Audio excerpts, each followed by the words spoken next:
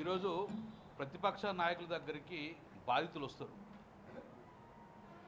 అలాగే ఈరోజు టీఎస్పీఎస్సీలో చాలామంది విద్యార్థులు ఎగ్జామ్ రాశారు.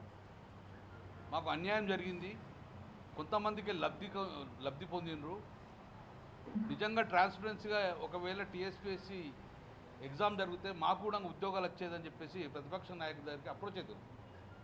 ఆ విధంగానే ఈరోజు బీఆర్ఎస్ పార్టీ కౌశిక్ రెడ్డి కూడా చాలామంది నిరుద్యోగులు రావడం జరిగింది.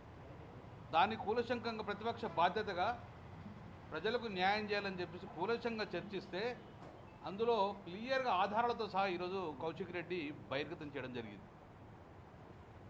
మరి ప్రభుత్వం దీని మీద స్పందించాలి. ఎవరో కొంతమంది నాయకులు కావచ్చు, అధికారులు కావచ్చు తప్పు చేస్తే చాలామంది విద్యార్థుల లైఫ్ ఖరాబ్ అవుతుంది. కాబట్టి ఇమ్మీడియట్గా ప్రభుత్వం దీన్ని ముఖ్యమంత్రి రేవంత్ రెడ్డి చాలాసార్లు మాట్లాడిన అసెంబ్లీ సమావేశాలలో మీరు ఎలాంటి సూచన చేస్తే స్వీకరిస్తామన్నారు. ఇది రేవంత్ రెడ్డి గారు ప్రభుత్వానికి కౌశిక్ రెడ్డి క్లియర్గా సూచిస్తారు, ఇది ప్రజల జీవితంలో తప్పు జరిగింది, మరి మీరు దీన్ని సమర్థిస్తున్నారు రేవంత్ రెడ్డి గారు అని చెప్పి సూటిగా ప్రశ్నిస్తున్నారు. నిజంగా మీరు సమర్థించకపోతే వెనువెంటనే దీని మీద జ్యుడిషియల్ ఎంక్వైరీ స్టార్ట్ చేయండి. మీరు నిజంగానే రేవంత్ రెడ్డి గారు నిజంగా దీన్ని ట్రాన్స్పరెన్సీగా పరిపాలన చేయాలనుకున్నప్పుడు కౌశిక్ రెడ్డి ఆరోపణల మీద నిజాలు తెలిసేందుకు ఈరోజు ఒక జ్యుడిషియల్ ఎంక్వైరీ వేయండి. అంటే అన్నింటి మీద జ్యుడిషియల్ ఎంక్వైరీ ఎత్తారు కదా, మరి దీని మీద ఎందుకు వేయరు? ఇంతమంది విద్యార్థుల జీవితాలతో ఆడుకున్నది కదా. కాళేశ్వరం జ్యుడిషియల్ ఎంక్వైరీ సీజేతో వేయించినావు. ఏ చిన్న తెలంగాణ టీఆర్ఎస్ ప్రభుత్వం మంచి చేసిన అన్ని కూడా జ్యుడిషియల్ ఎంక్వైరీ నడుస్తుంది కదా. కేటీఆర్ మీద, ఫార్ములా 4 మీద అన్నిటి మీద ఎత్తున వేసుకో, ఇబ్బంది లేదు. మరి దీని మీద ఎందుకు వేయరు? దీన్ని ఇమ్మీడియట్గా కేటీఆర్ గారు ఏదైతే ఫార్మర్ రైస్ మీద వేసినప్పుడు ఇమ్మీడియట్గా ఈటీ కూడా ఎంక్రోచ్ అయింది కదా. నేను ఇప్పుడు బండి సంజయ్ కూడా రిక్వెస్ట్ చేస్తున్నాను, బండి సంజయ్ గారిని, కిషన్ రెడ్డి గారిని ఒక్కటే, ఈరోజు కౌశిక్ రెడ్డి ఆరోపణలలో నిజం ఎంతో ఉందో లేదో మీరు కేంద్ర ప్రభుత్వంలో ఉన్న విజిలెన్స్ ఎంక్వైరీ కానీ, కేంద్ర ప్రభుత్వ పరిధిలో ఉన్న సిబిఐ ఎంక్వైరీ కానీ యాజ్ ఏ సెంట్రల్ గవర్నమెంట్గా మీరు యాక్ట్ చేయండి. ఇక్కడ తప్పు జరిగిందో లేదో ఇప్పుడు ప్రతిపక్షంలో మేము, రాష్ట్రంలో అధికారం లేము, కేంద్రంలో అధికారం లేదు. రాష్ట్ర ప్రభుత్వం తప్పు చేసినప్పుడు కేంద్ర ప్రభుత్వం ఇన్వాల్వ్మెంట్ కావాలి కదా.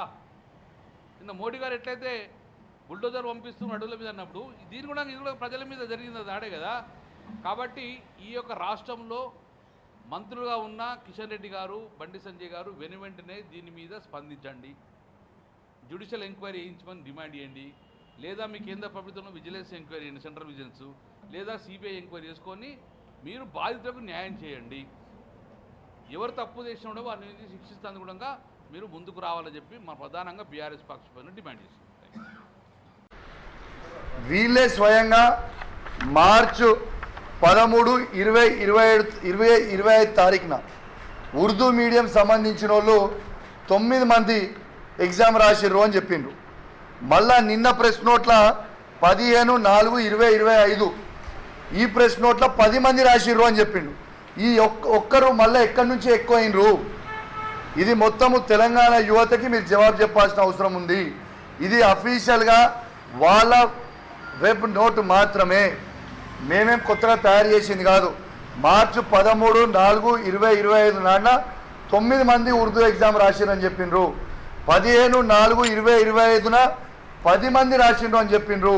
మరి ఆ ఒక్కరు ఎక్కడి నుంచి పెరిగిన అనేది ఖచ్చితంగా వాళ్ళు జవాబు చెప్పాల్సిన అవసరం ఉన్నది. దీంతోపాటు హాల్ టికెట్ నంబర్లు వీళ్ళు చేంజ్ చేశారు. అసలు హాల్ టికెట్ నంబర్ అనేది ప్రిలిమ్స్కి ఏ ఎగ్జామ్ హాల్ టికెట్ నంబర్ రాసినా same hall ticket number mains రాసేటప్పుడు కూడా సేమ్ అదే హాల్ టికెట్ నంబర్ ఉంటుంది. మరి నేను అడుగుతుంది ఏంటంటే ఈ మొన్న అయిన ఎగ్జామ్లో యూపీఎస్సీ తరాన మేము నిర్వహిస్తున్నాం ఎగ్జామ్ అని చెప్పినప్పుడు యూపీఎస్సీలో ప్రిలిమ్స్లో ఒక హాల్ టికెట్ నంబర్, మెయిన్స్లో ఒక హాల్ టికెట్ నంబర్ ఉండదు, సేమ్ హాల్ టికెట్ నంబర్ ఉంటుంది. మరి మీరు ఎందుకు చేంజ్ చేయాల్సి వచ్చింది? ఇవాళ యూపీఎస్సీలో ఎట్లుంటుంది? ఇవాళ ఎగ్జాము కర్ణాటకలో ప్రిలిమ్స్ రాసినా మళ్ళీ మెయిన్స్కి క్వాలిఫై అయితే అది పోయి ఢిల్లీలో కూడా రాయొచ్చు. మళ్ళీ అట్లాంటిది మీరు ఎందుకు చేంజ్ చేయాల్సి వచ్చింది? దేనికోసం మీరు చేంజ్ చేసిర్రు? ఖచ్చితంగా దీనికి మీరు జవాబు చెప్పాల్సిన అవసరం ఉన్నది. ఈ చేంజ్ చేసిర్రు ఎందుకనంటే మా కమిషన్ పరిధిలో ఉంది, మేము చేంజ్ చేసినామని రిప్లై ఇచ్చారు. కరెక్టే చెప్పిర్రు. మీ కమిషన్ పరిధిలో మీరు అన్ని కమిషన్లు తీసుకొని చేంజ్ చేసిర్రు. ఇలా ఎవరు కమిషన్లు తీసుకొని రిజల్ట్లు ఇచ్చిర్రు? ఇది ఎంతవరకు కరెక్ట్ అని చెప్పి నేను అడుగుతా ఉన్నాను. 101% దీనికి మీరు జవాబు చెప్పాల్సిన అవసరం ఉంది. ఇంకోటి ఏం చెప్పిర్రు? ఎస్, మార్క్స్ అనేటి సేమ్ వస్తాయి.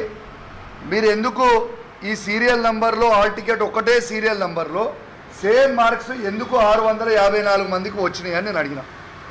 దీంట్లో చాలామంది ఎగ్జామ్లు రాస్తారు కాబట్టి సేమ్ మార్క్స్ వస్తాయి కాబట్టి చాలామందికి వచ్చే అవకాశం ఉంది అన్నారు.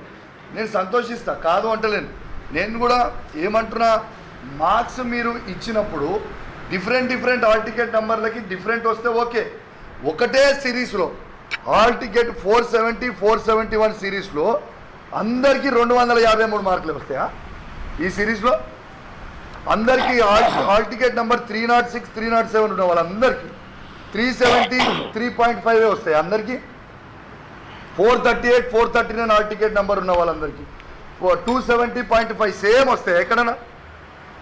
అట్లా 654 మంది ఉన్నారు. ఒకటే సిరీస్లో అందరికీ సేమ్ ఎట్లా ఉంటాయి అని నేను అడుగుతా ఉన్నాను.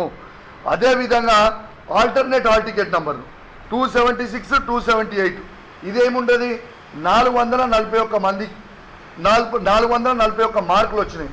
అంటే 276, 278 ఉంటుంది, 277 ఉండదు దీంట్లో.